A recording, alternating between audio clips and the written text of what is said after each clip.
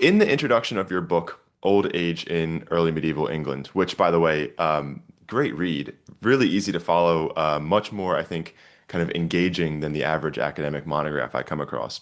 But you raised the point that some people consider modernity to be gerontophobic, if I'm pronouncing that correctly, that is biased against the elderly. Compared to the past, that is, and that some scholars have signaled out the early medieval English period as a time in which old age was held in high esteem. Do we find, however, that this is a misconception? Yes, that's the short Yeah. answer. So there was a book by George Minois called The History of Old Age, and he says throughout time there's been this pendulum shift from sort of praising the elderly to fearing the elderly, and then that sort of goes back and forth between times, and that our current time period, we fear old age. You've heard about the silver tsunami of elderly people who are sort of putting their weight in the scale when it comes to social benefits or what have you. People fear growing old, that people don't want to look old, so they have all these plastic surgery and what have you. Um, and this idea of a pendulum shift from praising the elderly to fearing the elderly and back and forth. If you really look at the sources, whether it's classical antiquity or the Middle Ages or even modernity, you have a fairly nuanced, balanced image of old age with some positive aspects being highlighted and some negative aspects being highlighted during the same period. And the same applies to the early medieval English period, even though scholars like Minois, but also people like John Barrow and actually Amos, Sally Crawford, have pointed out that if we look at Anglo-Saxon England and the lexical material that we have, so the words for old age, that they seem to highlight positive aspects of old age. But when I did my research for the book, which actually started out as my PhD thesis, I've soon figured out, well, we have a similar nuanced, balanced image when we look at early medieval England. hmm So when we talk about old age, then I guess we should set our grounds first. How should we define old age if we want to talk about it in the same kind of way that they did, if we want to think about it as the same kind of concept as them? Yeah. So there are a number of ways of defining old age. One is uh, simply chronologically, right? So at a certain age, you are considered old. And a very common misconception about the Middle Ages is that people were considered old at an earlier age, right? So you've got these ideas that at 35 you would already have been old in the Middle Ages. Whereas now, of course, we put the barrier at say 50, and then you're really old. Um, Again, if you look at the source material from New England, there are some Latin sources, some Old English sources, some encyclopedic sources. They actually put the chronological range of old age at around the same time as we do, so around 50. Um, I think we can look at a diagram of Beowulf of Ramsey, which is a very famous diagram from around the year 1000. And in that diagram, he shows how various aspects of the universe are connected. So we have the four wind directions, we've got the four elements, the four humors that people will be familiar with, and the four ages of man. So we've got youth and childhood and middle age and old age. And in that diagram, he actually says old age starts at 48 years of age. So if we look at if we take Bertha Ramsey's word for it, Juventus ends at 48, and so at 48 or 49, old age starts. And we find the same age threshold of 48, 49, 50 in the works of Alcuin, the works of Bede. So all of these scholars of early medieval England have sort of the same chronological range as we do. Of course, we don't say old age ends at the age of 70 or 80. That's based on a psalm. Um, And so chronologically, they had sort of a similar idea as us when it comes to defining old age. But of course, there's more to old age in this chronology, right? So old age is also a biological process. Again, biologically, our body starts to decline from the age of 50 or so. Of course, bodily decline was also a thing in early England, and we have archaeological sources showing us that various old people had suffered from various ailments, and various texts deal with how the old body declines. But then there's also a cultural definition of old age. So what does it mean to be old? How do we envision an old person? And that cultural definition of old age, of course, that sort of depends on the culture that you're living in and the time period in which you're living in.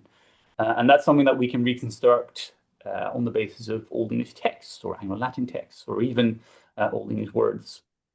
So on this slide, you can also see a quote by Bruford the Ramsay in his handbook, where he makes that connection between the elements and the four seasons and the four ages of man, and in this case, old age, where he says that we have winter. Winter is cold and wet, right? So that's what winter is like. Water, that's the element. It's also cold and wet.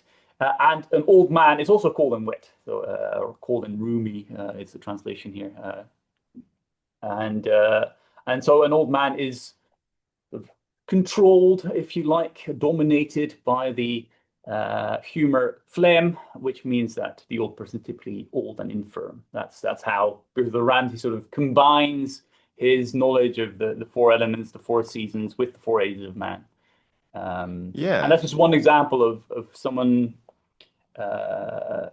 giving us an insight into what they imagined an old person to be like.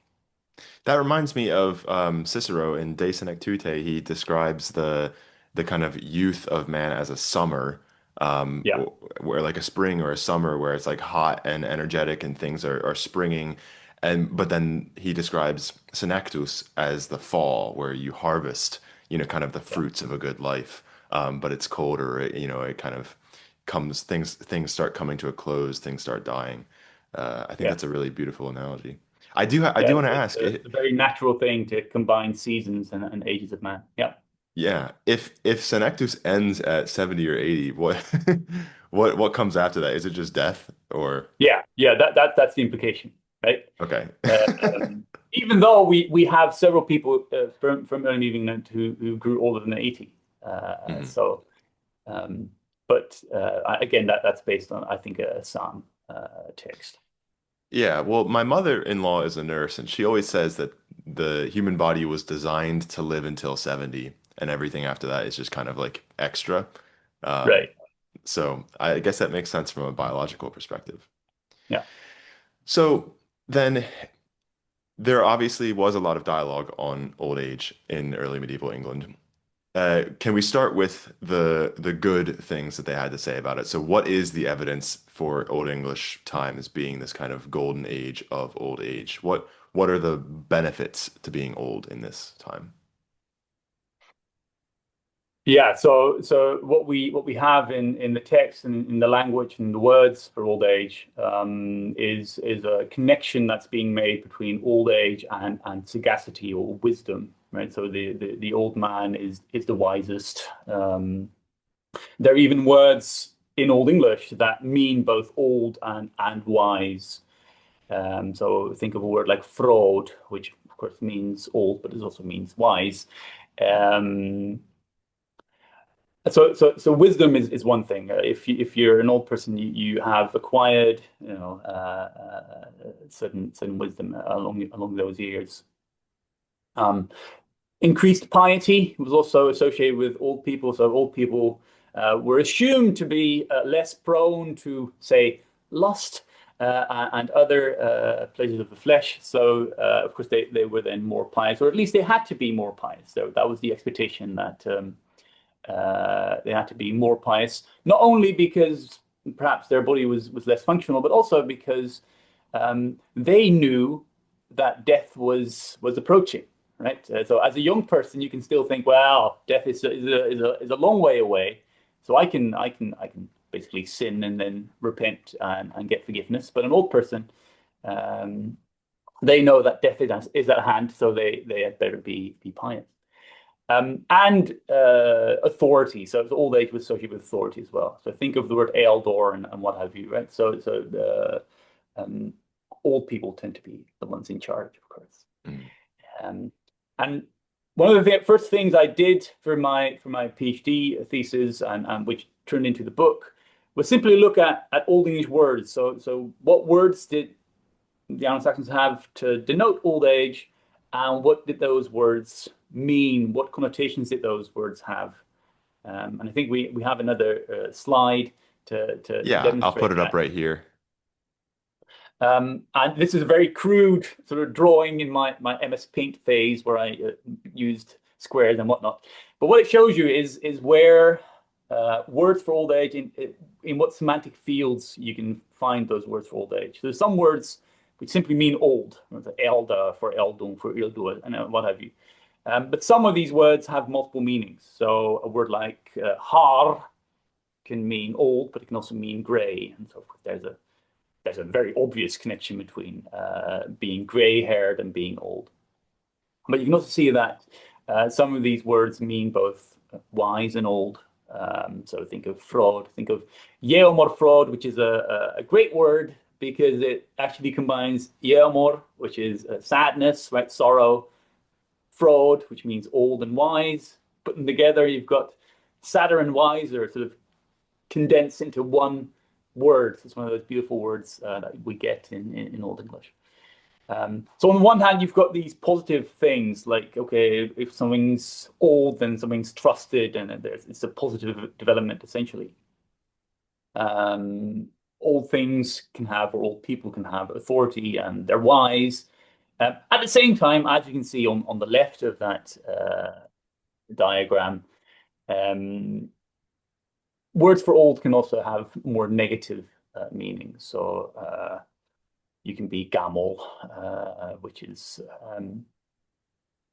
not always positive. Forwarren, forwerod, which means both decrepit and old. If you're a god, you used to be good, but maybe no longer so. And so even in on the lexical side of things, if you look at the Old English lexicon, you can already see this sort of more balanced or nuanced conceptualization of old age, as it were. So that was my first step, and then the second step, of course, was to go through the corpus of Old English and look for texts that mention these words or that use these words. And then you find the texts about, okay, well, an old person is expected to be wise or is expected to be pious. And at the same time, you find texts where the more negative aspects of old age are being referenced. Yeah, so what about those negative aspects then? Because I think it's your introduction where you use the example story of the man who has to carry around his kind of disabled mother. Mm. And you mentioned in one of the I've never read this story before. In one version, he like throws her and then where she lands, he decides to build a church there. And no one really talks about the fact that he has just tossed his mother, who's paralyzed over a hill or something like that. But in that story, certainly it seems that the fact that she's old is definitely a kind of a score against her. Yeah. So what kind of negative things then do they say about old age? Yeah, so in that version of the story, which I'm not entirely sure whether that's a medieval version, there's a version that is recorded. That old person certainly represented as a burden of sorts. And of course, as we are today, people back then were well aware that when you grow old, your health declines, um, and so old people had to be taken care of. We do have some examples from the archaeological record that suggests that old people with certain disabilities were taken care of and were kept alive for several years because people were willing to help them. Um, But if we look at the textual record and we start looking for more negative depictions of old age, we have various examples of poems, homilies that outline how old people lose their status, lose their friends. I think there's a beautiful quotation from is it the Seafarer or the Wanderer, where the author basically describes what the consequences are of growing old, and I think we've got that on one of the Hmm. slides as well. So this is if you look at this description of old age, it doesn't sound like a nice experience, does it? Right? It's something that comes upon you, and then your face grows pale, and then you mourn a lot, knowing that your friends have been given to the earth. So um, there's this sense that old people have mostly suffered losses, a loss in status, a loss of friends, and loss of physical ability, which makes them, uh, in some of these poems, if you think of the Seafarer, if you think of the Wanderer, if you think of the rhyming poem, these are all poems told by old people in their monologues, and they reflect on what they used to have and how those things are no longer theirs, right? So think of the Wanderer, think of the Seafarer, think of the rhyme poem, the narrator. They talk about how they used to have a hole and friends and how they used to be protected. Then old age happens and they find out that this is all temporary. And so the old man in various Olling's poems becomes like a symbol for transience. They symbolize that earthly pleasures are not eternal, but they're fleeting and temporary. And then, of course, they share wisdom with us, which is focus on heaven where eternity stands. Hmm. And if we look at something like Beowulf, where we have old King Hrothgar, he functions in more or less the same way, right? Hrothgar has this sermon that he gives to Beowulf, where he also says, you're strong now, but that's temporary. At some point, old age will get you, and then you'll find out that nothing lasts forever. And this is what old people how old English poets tend to present old people to us, as do Yes. various Anglo-Latin poems and various other texts. So then is this a negative thing? Because I think I think, for example, I always think of Cicero when I talk about old age, and he takes this as a positive. He Mhm. presents this Yeah. kind of wisdom as a positive, as something that you should actually look forward to in terms of old age. Is this, obviously we've got the sort of mourning aspect of it, but should we not say that the kind of wisdom is also like a plus, or is this considered kind of like a dread kind of thing, like they're dreading reaching this period? Well, my personal feeling is there's a bit of both, right? So Hmm. on the one hand, nobody looks forward to losing their friends. No one looks forward Yeah. to losing their physical strength. Um, at the same time, uh, what these elderly speakers show us is that it also comes at growing old comes at a cost, but it also comes with a plus, which is the experience and the wisdom that you can Hmm. then share with your younger audience. Um, so Yeah. there's a late medieval quote which I think reads something along the lines of everyone wants to grow old when you're young. You always want to grow old, and then you're old, and then you wish you had never grown old, right? Yeah, So I think there's that. Cicero says something exactly like that. He says, "De senectute at ut adipiscantur omnes optant, sed eandem quid est eandem as soon as they've got it, they start complaining. Yeah. Everyone hopes to reach old age, but as soon as they've got it, they complain about it, which is just a great quote. Um, you talk further in your book, and you mentioned hagiography, so like li lives of saints and stuff like that. What does that have to tell us about this subject? Yeah, saints, of course, give us role models. These saints and saints' lives give us lives of honorable people whose examples we should follow. And so when I was writing the book, I figured, okay, I've got this chapter on the positive aspects of old age. I've got the chapter on sort of the more negative aspects of old age. Um, what what else can I do with this topic? And I figured what I could do is look at various genres of old English text that actually don't talk about old age as a concept, but talk about old people and have old characters in them. And I figured I would start with hagiography because hagiography gives us uh, lives, which are of course highly stylized. They're not biographies per se, but they're really um, uh, model-like texts. Every saint looks and acts alike because otherwise, how would you know that they're a saint, right? Hmm. And then I figured, well, what can we say about the saints that actually experience old age and how do they function? And what's the model that's being presented? And if you do that, you have various examples of saints who actually did grow old. And what we see is that uh, they also suffer from the liabilities of old age, but they persevere. So we have various saints who fall asleep, who have poor eyesight, and the hagiographer constantly stresses that despite their physical liabilities or physical disabilities, they persevere in their piety. They continue serving the monastery. They continue serving their community. And one famous example of that is Saint Martin of Tours, which I think we also have a quote Yeah, I've from got it from the right life here. of Saint Martin of Tours by Alfred, who literally says, "Well, I shall not be excused on account of my failing old age." He's talking to God, of course.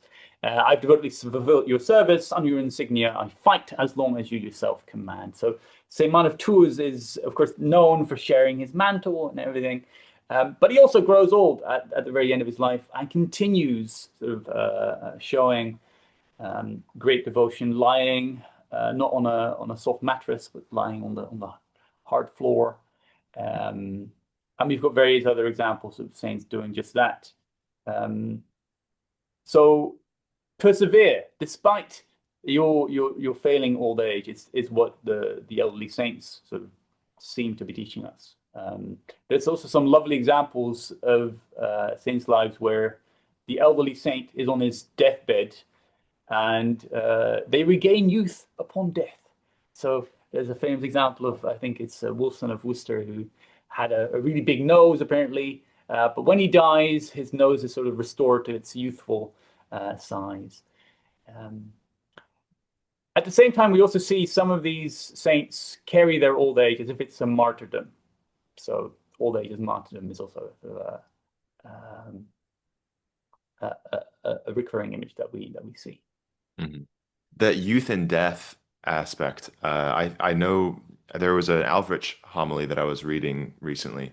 I think it was the death of the innocent martyrs, and Mm. he spends quite a long time there talking about how it's not so bad that they died as infants because when they get to heaven, they're going to be kind of in the full body of Yeah. their kind of adult but young, like sort of youth. And then he goes on a bit of a talk about how he says everyone when they get to heaven will be like what is I think like 25 years old or something Yeah. like that. So Yeah, that's I an think interesting 30 or so. thing to keep in Yeah. mind. No, there's a whole thing about age in the afterlife. So yeah, the idea, of course, is that you're full strength when you get to heaven or in the afterlife. And in fact, old age was considered a preconfiguration of hell. I think we've got a great quote that I would love for you to read out uh, of an Alsatian homilist who describes old age as sort of a heralding of hell or a foretaste of hell, as it were. It's Yeah, from is the this Vecellio. okay. Yeah, I've got it right here.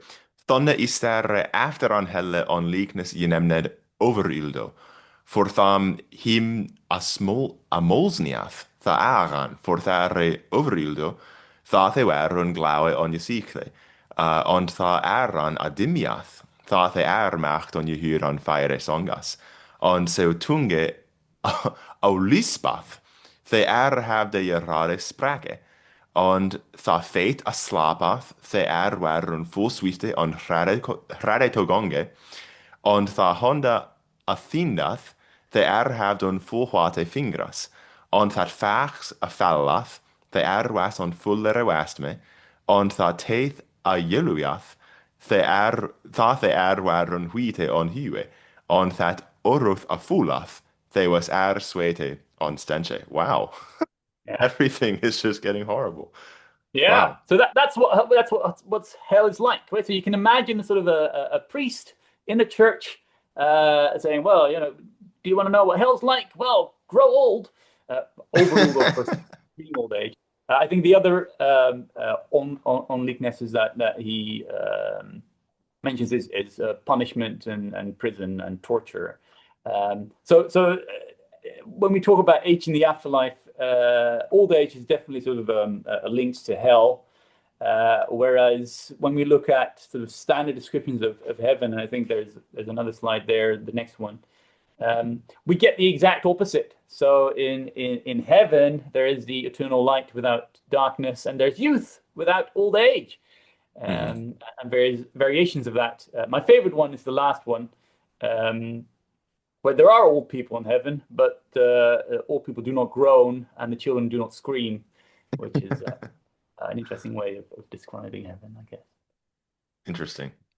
So when I first saw the book, I think the character I was most interested in hearing what you had to say about was the Aldianat Yeah, in the Battle of Malden. I'm forgetting his name. He was it it'll Beowulf. come to me eventually. Beerwold, is that what you said? Yeah, yeah. Beerwold. Okay, yeah, that checks out. And yeah, this Aldianat, he's the I think the first character that I read when I first started studying Old English that was explicitly described as being old. Mhm. I think Battle of the Malden was one of the first texts I ever read, Yeah. and so it kind of holds a special place in my mind, and and I mean the line that he gives is one of the most famous surely in all Yeah. of the Old English corpus. Yeah. Did you want to read it real quick? Oh, I wouldn't dare read Old English in your company, but Okay. I can have a go at the two lines that everyone will know. Uh, Hier shall Yeah, the herdre herte the kenere mod shall the mare the ure maien budler. Right. So right. when the going gets tough, the tough must get tougher. Essentially, is Mhm. what he says. Um, and yeah, one of my favorite characters as well, Eldionat. So he's an old companion. In fact, one of the a very early commentator on the Battle of Malden actually was a little concerned about the word Eldionat because this is a little quote. What has an old man to do on the battlefield? Right? But why is there an old man on the battlefield? So that was perfect for me because actually, if you look at many heroic poems, old people come to the forefront Hmm. as being in main roles. We'll talk about Beowulf later on, I'm imagining.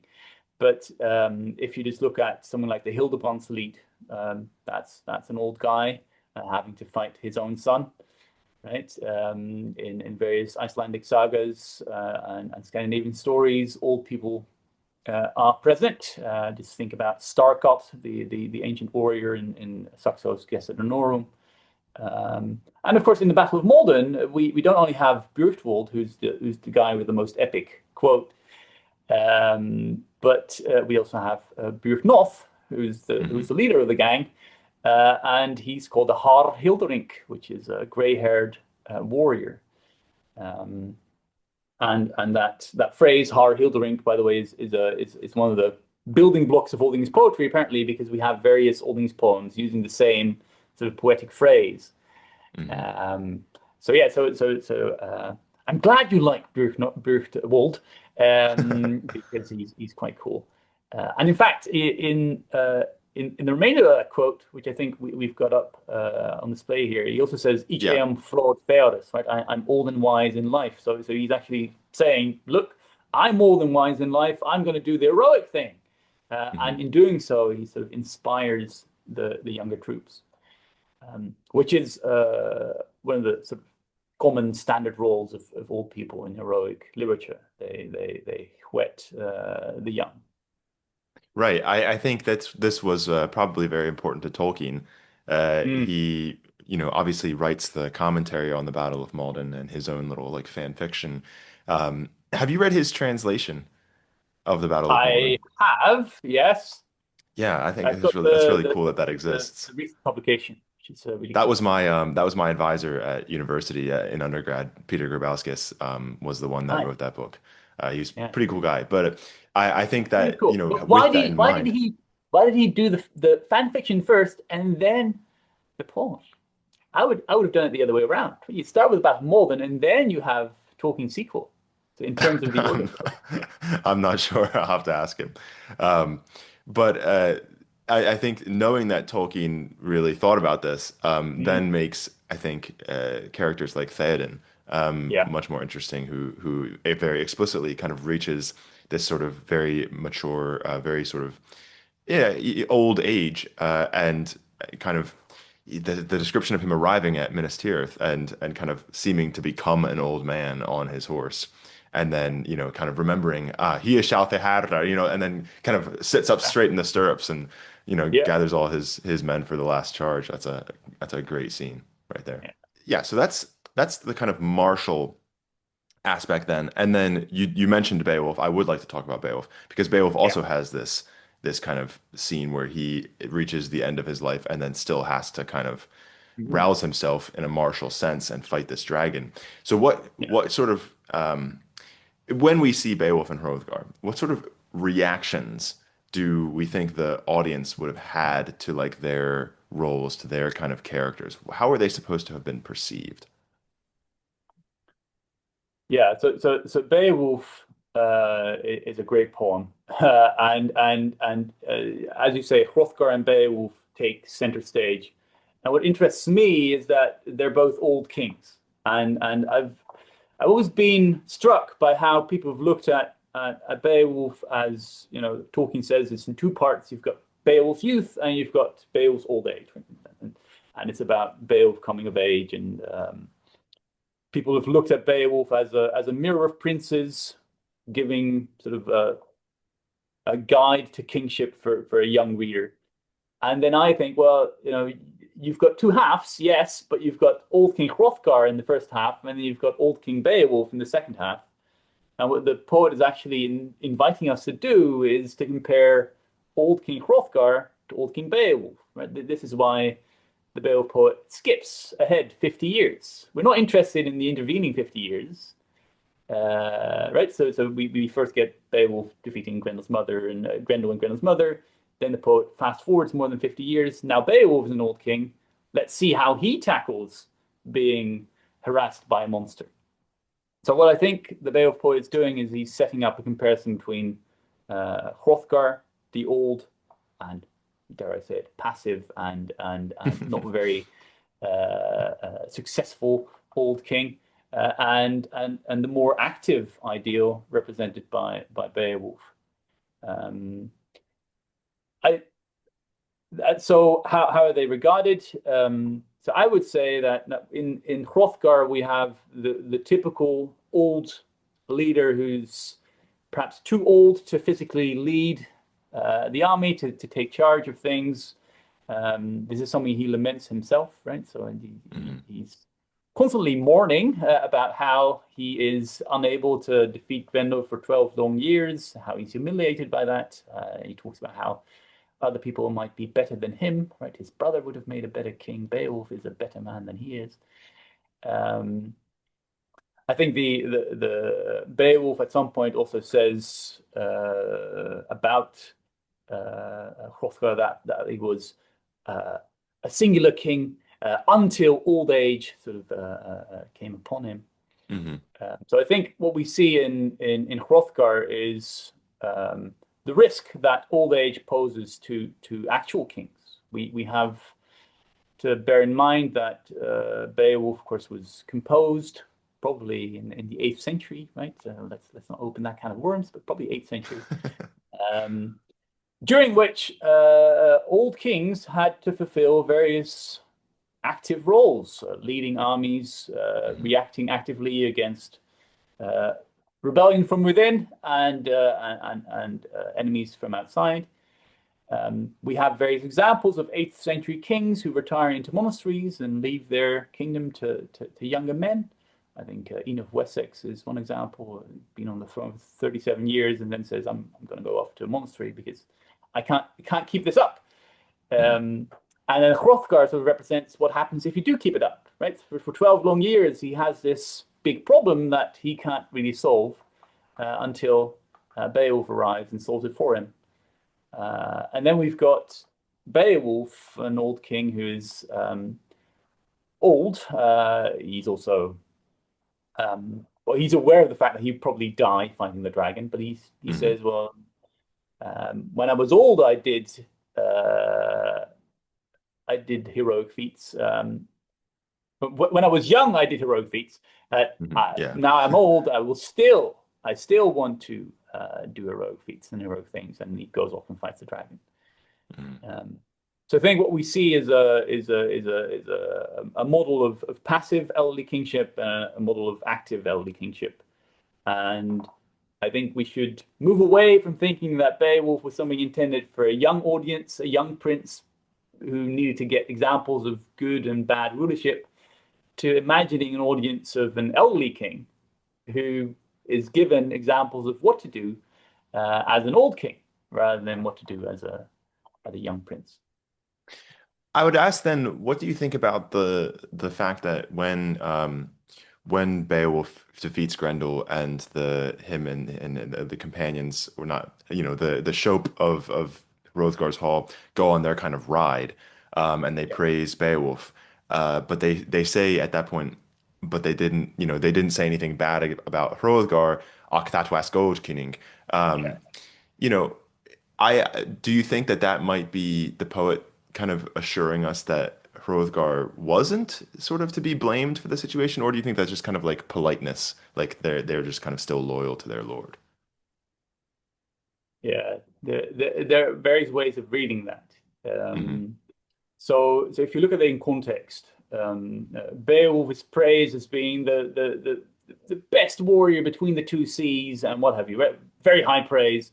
Um, but they didn't blame Hrothgar, but he was a good king, right? So the Yeah. praise for Hrothgar there sort of pales in comparison to what's just been said about Beowulf. Um, and of course, are the Danes represented as people who have the right ideas and do the right things, or are we dealing with a Beowulf poet who's slightly ironic about these Danes? I'm mindful of um, the poet saying that Danes were always prepared for a fight, and then that's right before Grendel's mother appears, and they're taken completely by surprise. Right. Mm. So there are many ways of reading that. So on the one hand, you could take their words at face value and think, okay, but Hrothgar was still a good king, and there's some good aspects to Hrothgar, right? He's wise, he's generous, um, but he is passive, right? Where Hmm. action is, Hrothgar is not there. I think one of the main things he does in the poem is go to his bed. I think that's an action he undertakes a couple of times. It's described how Hrothgar goes to his bed. And the Yeah. one time he does something active, which is jump on a horse, is when Beowulf tells him, "Ne zorgas not arguma." It's better for anyone to take revenge, and that's when Hrothgar sort of jumps into action, which is actually a complete reversal of what you usually see in the Germanic heroic stories, which is the old person inspires the young to take action. And Hmm. here we have young Beowulf sort of having to inspire Hrothgar into action. Yeah, that makes sense. I guess then one last question I have about this then is concerning the aspect of women and kind of the experiences of women in Old English times. Is there a difference, either positive or negative, in the experiences of elderly women between their male counterparts in early medieval England? Well, one big difference is that they're a lot harder to find. So the problem is that the textual record that we have hardly ever mentions old women. So even the homilies, if you look at Alfred's work, the only thing he says about elderly women in particular is that they shouldn't have sex because they can't get children. That's sort of something that I think he says in two different sermons. In the Old English heroic poetry, of course, old women are not really present. Although Grendel's mother is someone who's old, right? She's on the throne or on her. She's ruled her underwater lair for 100 half years, so that's 50 years. Uh-huh. Just like Hrothgar's been on the throne for 50 years, and Beowulf's been on the throne for 50 years. And so there's that parallel there where Hmm. if you're an old ruler, a problem appears. Hrothgar is on the throne for 50 years. That's when Grendel shows up. Grendel's mother has ruled her underwater lair for 100 half years, for 50 years, and that's when Beowulf shows up. Beowulf's on the throne for 50 years, and that's when the dragon shows up. So that harking back to the beginning, 50 years is when old age sort of is linked to old age in one way. But back to the elderly women, so they hardly appear in the textual record. So for that chapter on elderly women, I had to take a different approach. I had to sort of dig out women from charters, from wills. I think we've got one slide with a will of Athelson Atheling that mentions his grandmother as having raised him, right? So he says, Alfruth minere eldemodor them afede. So you really have to look for these old women in charters and law codes, in saints' lives, where sometimes they are um, they're cured by the saint. And I think I managed to find 32 elderly women. And then the problem with that is that the record is skewed towards upper class elite women. So we hear about elderly queens. Think of Gutha of Wessex. Think of Emma of Normandy. Elderly queens who remain very politically active still, and play important political roles. So those elderly women then sort of remain active and can hold on to political power for quite some time. Hmm. We hear about elderly abbesses who, of course, remain active, and that's why they're recorded. Um, and so the record that we have about elderly women is highly skewed. Now, did old age have a negative impact on them or a positive impact? Archaeologists have for a long time suggested, well, if we look at the grave goods that we find with elderly women, we see a sort of decline in value, and therefore that might suggest a decline in status. Although recently archaeologists like Rebecca Gowland have pointed out, well, perhaps it's not a decline in status, it's just a change of role. So you go from someone who's a childbearing woman to someone who plays a different role, and that different role comes with the different grave goods. And if we then look at the 32 women that I that I found in the historical record, we can see what anthropologists have said a move from child bearer to culture bearer. So these elderly women do not bear children, but instead they bear cultural knowledge. They are the grandmothers who raise their grandchildren. They are the people who you go to if you have a dream and you want the dream to be explained to you. They're the teachers. And so for the women that we can find, and again that is a subset of women that happens to be recorded, we can't see a big decline in status or a role.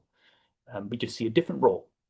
Hmm. Um, And so I wouldn't go as far as to say that early medieval England is a golden age for elderly women, even though I think there's this famous book that suggested that Anglo-Saxon England is a golden age for women. It's definitely a golden age, definitely not a golden age for elderly women. But it's not necessarily a rotten age either. So Hmm. the elderly women that we find in the historical records seem to be women that um, still held their own, had an important cultural role to play. Yeah, it reminds me of the matres familiae concept in Right. Tacitus. And I'm always reminded of the really interesting scene in Julius Caesar's commentaries on the wars in Gaul, where he's trying to engage in a pitched battle against the German king Ariovistus, who, refuses to meet him on the field. And when Caesar asks, the captives that he has, why are you not fighting me? Like, why are the Germans refusing to engage? They respond that they had consulted the Matres Familiae, and they said that those elderly women said that you couldn't fight before the new moon, or else you would lose. Which obviously I don't want to commit the anachronism of assuming that we have, no differences in culture over 1,000 years between this kind of Swaby and the Old English. But I think it's really an interesting sort of line that we can trace of this sort of the role of elderly women in society. I think Yeah. that's really cool. Yeah, well, so as I said, the change from child bearer to culture bearer is something that anthropologists have found in various societies. So Hmm. it seems to be a rather natural sort of thing for elderly women to take on different roles and share their wisdom as do elderly men. Yeah. So then I think the final word on this question of is Old English, times like a sort of golden age for old age, much better than the sort of gerontophobic times now. Can we say then that this is a total misconception, and that, while it's complex, old age was generally considered overall a negative thing, in that time? Is that sort of the sort of takeaway that we should have here? No, I think the takeaway should be that at any time, people are aware of the advantages and disadvantages of old age, and that Hmm. um, I'm sure that even today, people can see advantages to old age, right? And apparently we like electing old leaders for some reason. Right? They're all rather ancient. So even today wouldn't be a gerontophobic time. I think the early medieval English thought about old age in very similar ways as we do, as coming with disadvantages and advantages. They just wrote about it in Old English and made beautiful poetry with very interesting characters that sort of exhibit these um, advantages and disadvantages of old age. Yeah. Um, We've got a bit of time that's, I left. I think, want to ask you. Oh, sorry, go ahead. yep. No, that's the takeaway. These Anglo-Saxons are not that different from us. Yes. Well, then, what I was going to say is that we've got a bit of time left, and I wanted to ask you about this Emergence project that you're working on. So, can you explain to me, and the viewers, kind of what is it, and why did you decide to pick it up, and kind of what things are you studying with it? Yes, so Emergence is a big research project that started in 2024 and will be running until the end of 2028. Um, and Emergence is short for Early Medieval English in 19th century Europe. So what we want to look at is the 19th century, and then look at how Old English studies, the study of Old English, sort of during that period, came to fruition. We all know that the 19th century is an incredibly important period for the study of Old English. Just think of if you've ever used the Bosworth Toller Old English Dictionary, well, that's a 19th century thing, right? Bosworth and Toller were working in the 19th century. Um, your viewers will probably be familiar with Henry Sweet from the Anglo-Saxon Reader, the Anglo-Saxon Right. Primer, Yeah. First Steps in Anglo-Saxon, right? So Henry Sweet sort of in a way, laid the foundation for how we teach and think about Old English nowadays. So the 19th century is an incredibly important period for Old English. Um, and recently, scholars have been looking into the 19th century, have been looking at the motivations for these people. Why did they go into Old English studies? How did they set it up? And they've mostly looked at English scholars, American scholars, how nationalism plays a role, how racism plays a role. Um, and my project sort of tries to bring in another aspect of the 19th century, which is people who are not English and people who are not American, and were Mhm. still interested in Old English. And they too made contributions to the study of Old English. They too interacted with Old English. And the question that we ask is, okay, why did they engage with Old English? How did they contribute to the study of Old English? And It kind of there are a seems number like of you have. Oh, sorry, go ahead. there are a number of very obvious candidates to look at, right? So if you think of Beowulf, the first edition was made by Grimmer Johnson Torkelin, Yeah. an Icelander Dane. Rasmus Rask is the first one to write a proper grammar of Old English. He was a Dane. He's the one that gave us weak and strong adjectives, right? So that's first found in Rasmus Rask's grammar. The Germans were sort of editing all sorts of all these texts. So what happens if we look at the 19th century from that angle, the non-Anglophone continental European angle? That's essentially what the project is all about. Yeah, I was going to say it kind of seems like you've got the hardest part because when I think of 19th century reception of of Old English, I only think of continental scholars. I think of Right. Mühlenhof, I think of the Grimm brothers, I think of Good. yeah, like these guys were I'm not sure. Most of what I know about this is from Tom Shippey's Beowulf Critical Heritage book, Yeah. which was Yes. Great book. such a fascinating read Yeah. to learn about how these scholars picked up Beowulf and really treated with it in the beginning. And one of the particular themes of the beginning is Kemble, John Mm. Mitchell Kemble, complaining that the only Yeah. people who care about Beowulf are Germans. And I Yes. see you have a quote here as well from Henry Sweet saying the same thing. Yeah, so this is a quote by Henry Sweet, writing to a Leiden professor. So I'm at Leiden. The professor of Old English, our first professor of Old English was P.A. Kozijn. And Henry Sweet writes, well, I wish there were more Englishmen working scientifically at Old English. It's very humiliating that it should be abandoned to foreigners. And well, we're looking into that angle.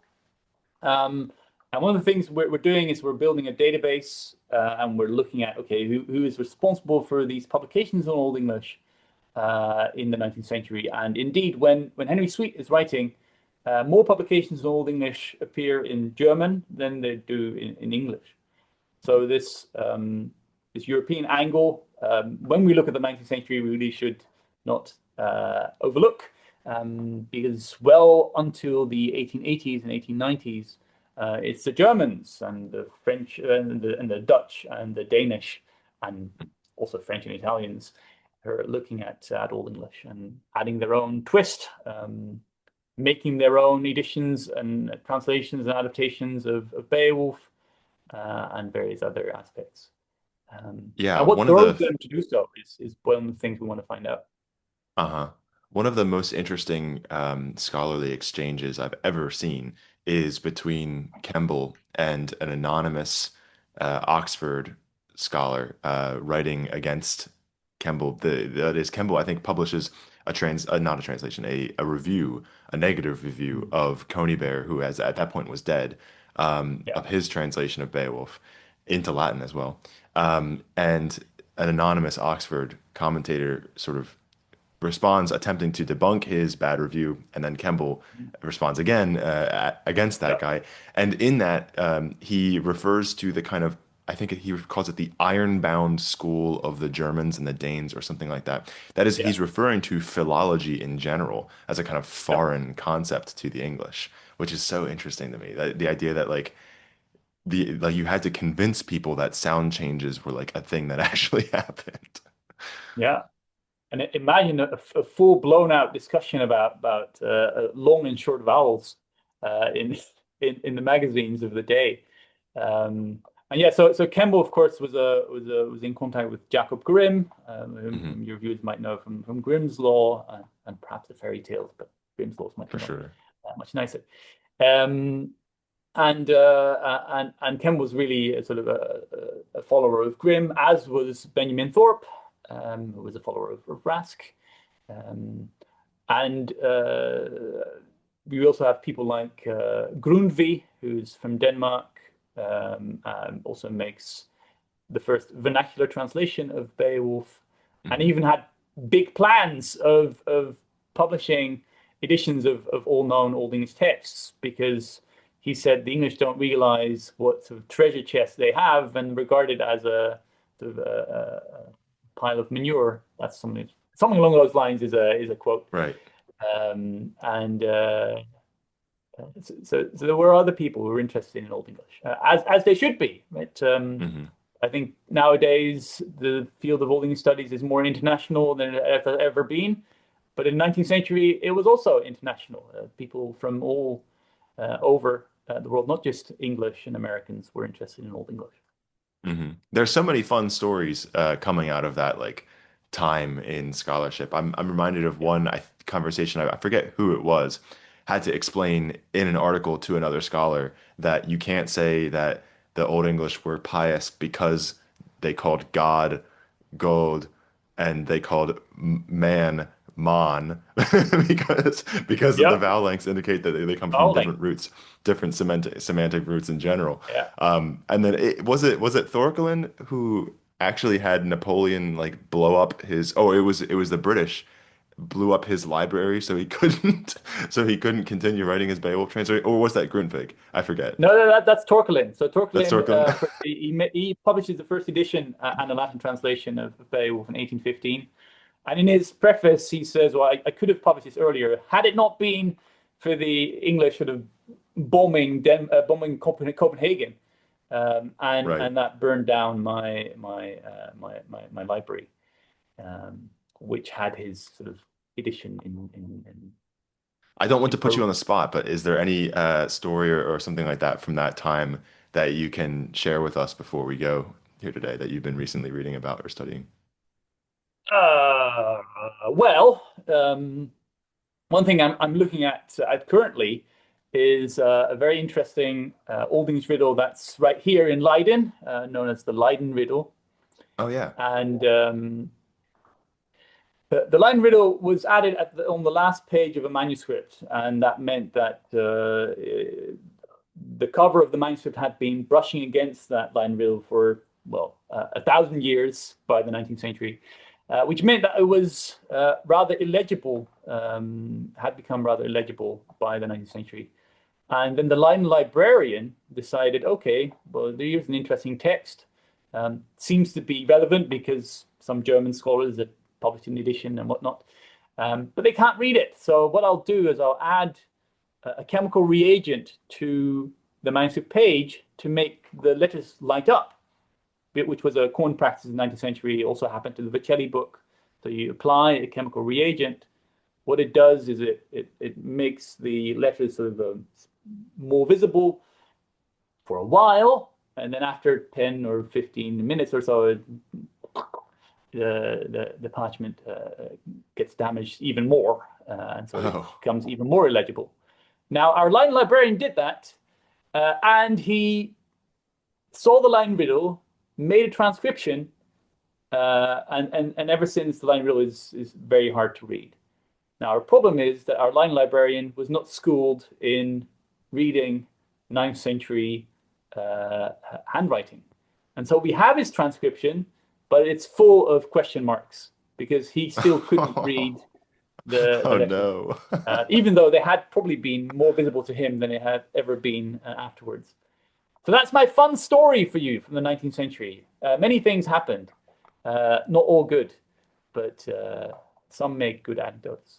Don't give your manuscript to a line librarian in the 19th Yeah. century. All right. Well, Dr. Pork, thank you very much for coming on the channel. Thank you. With us the Hala, right?